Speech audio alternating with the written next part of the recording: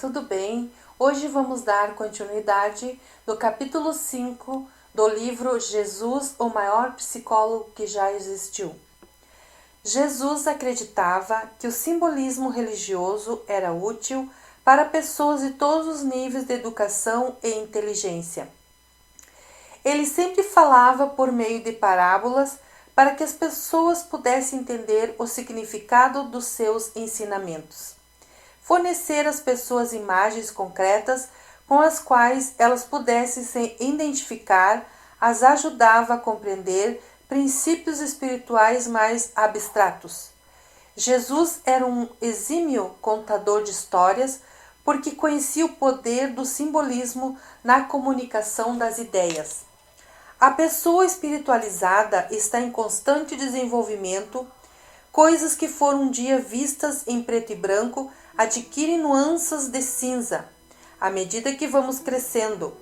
Jesus instituiu rituais religiosos para que nos lembrássemos dele e não porque os rituais tivessem a capacidade mágica de nos tornar poderosos.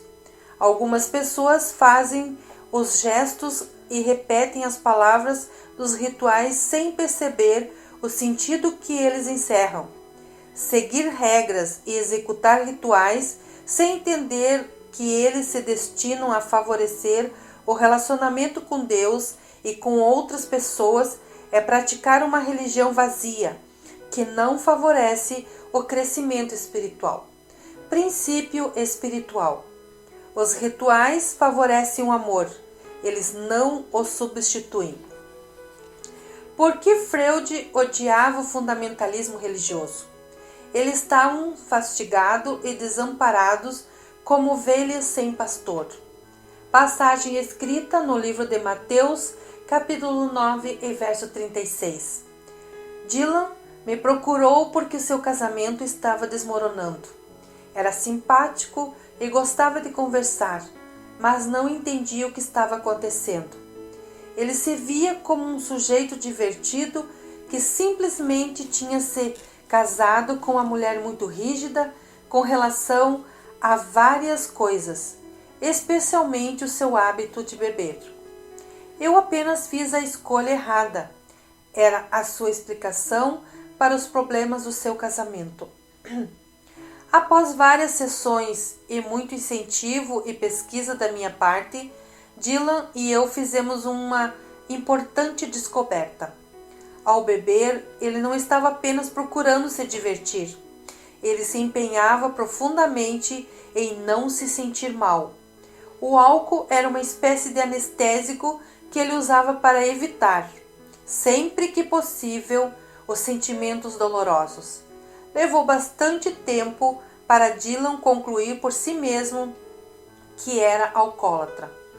No decorrer do ano seguinte, Dylan transformou-se, começou a frequentar reuniões dos alcoólicos anônimos, parou de beber e tornou-se bastante religioso. Ele não se interessava por religião desde os poucos anos que passara na escola paroquial, mas algo tinha mudado para ele. Dylan conseguiu admitir que era importante para tomar certas atitudes na vida e que, assim como precisara da ajuda de outros, precisava ajuda de Deus. Ele tornou-se capaz de falar sobre suas inadequações, abriu-se para emoções que sempre desconhecera e confiar nas outras pessoas pela primeira vez na vida.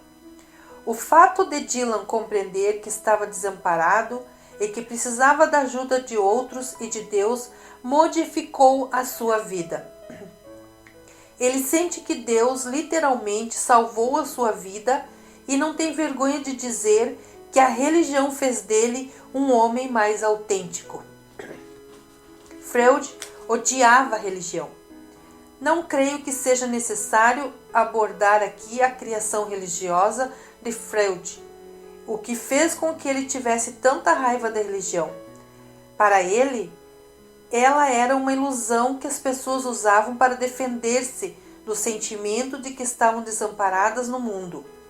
Segundo essa perspectiva, as pessoas vivem de forma superficial, escondendo-se atrás de rituais e regras religiosas, em vez de enfrentar significados e sentimentos mais profundos.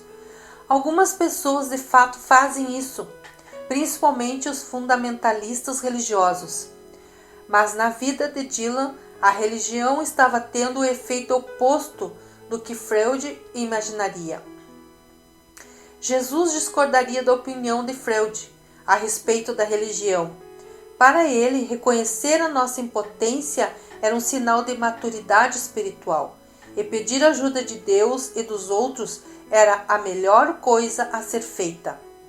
A religião não foi feita para ser uma defesa contra a sensação de desamparo. Ela é uma resposta positiva a esse sentimento que nos abre a um relacionamento com alguém capaz de nos ajudar quando precisamos. Para Jesus, todos vivemos sensações de desamparo e todos necessitamos de Deus. Princípio espiritual. A saúde começa com o reconhecimento que não somos Deus. Por que Jesus odiava o fundamentalismo religioso? Ai de vós, escribas e fariseus hipócritas. Mateus capítulo 23, verso 27. Embora Jesus certamente fosse discordar das conclusões de Freud a respeito da religião em geral, ele concordaria com a crítica específica ao fundamentalismo religioso. Jesus detestava o uso distorcido da religião e a via como uma estrutura que torna mais fácil o relacionamento com Deus, e não com um conjunto rígido de regras que fazem as pessoas se sentirem bem ou mal. O casamento de Noa e Raquel estava abalado. Noa tivera uma única relação extraconjugal, mas se sentia péssimo e tentava entender como aquilo podia ter acontecido com ele e com seu casamento. Embora só tivesse acontecido uma vez, ele sentiu necessidade de confessar a Raquel o ocorrido e pedir perdão. Ela ficou furiosa. Na condição de cristã extremamente fervorosa, Raquel considerou aquele ato inaceitável. Noa cometera o único pecado que lhe dava uma justificativa bíblica para o divórcio, e ela pretendia obedecer à palavra de Deus. Noa estava arrependido, mas ao mesmo tempo confuso. Ele achava que a sua traição não tinha sido apenas o resultado de uma fraqueza, mas também um sinal de que alguma coisa estava errada em seu casamento. Raquel encarava essa atitude do marido como prova de que ele, no fundo, não estava arrependido e o ameaçou com o divórcio. O aconselhamento conjugal foi difícil porque Raquel se convencera de que era vítima inocente de um ato pecaminoso de imoralidade, enquanto que Noa queria mais entender por que aquilo tinha acontecido. Raquel tornara-se grande conhecedora dos versículos bíblicos sobre a infidelidade e os votos do casamento e os usava abundantemente em nossas sessões. Se você passasse mais tempo refletindo sobre a palavra de Deus, não seria vítima dessas coisas. Era o que Raquel oferecia como solução. Não teria sabido que seu corpo não pertence a você. Noa baixava os olhos sem saber o que responder. Embora Noa e Raquel tenham decidido permanecer juntos, o aconselhamento conjugal terminou de uma maneira um tanto insatisfatória para todos nós. Para Noa, duas questões permaneceram pendentes: o perdão de que ele precisava por ter pecado contra a mulher e os problemas de relacionamento que o tinha feito procurar sexo fora do casamento. Em vez de procurar examinar os problemas do relacionamento, Raquel acusava o marido de má vontade em assumir a responsabilidade pelos pecados da carne. Ele pecara contra ela, e ela esperava que ele passasse o resto da vida tentando redimir-se. Ela tinha o direito bíblico de deixá-lo quando quisesse, e se resolvesse fazer isso, exerceria o seu direito com uma justificada indignação.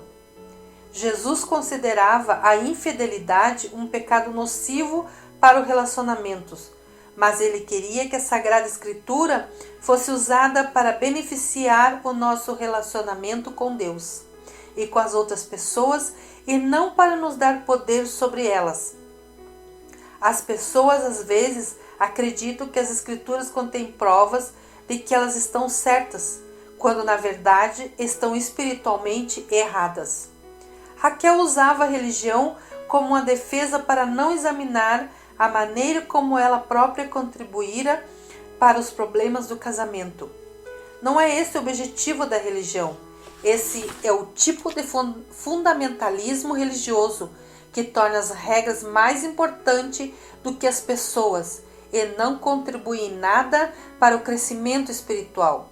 Quando as regras passam a ser mais importantes do que os indivíduos que as seguem, a religião pode tornar-se nociva. Jesus considerava ofensivo as pessoas pegarem as Escrituras, que têm o potencial de uni-las a Deus e aos outros, e as usarem para exercer poder.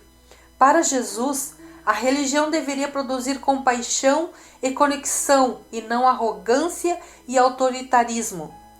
Princípio espiritual. A verdadeira religião fortalece a compaixão e a ligação com Deus e os outros. No próximo vídeo continuaremos a leitura deste livro, Jesus, o maior psicólogo que já existiu.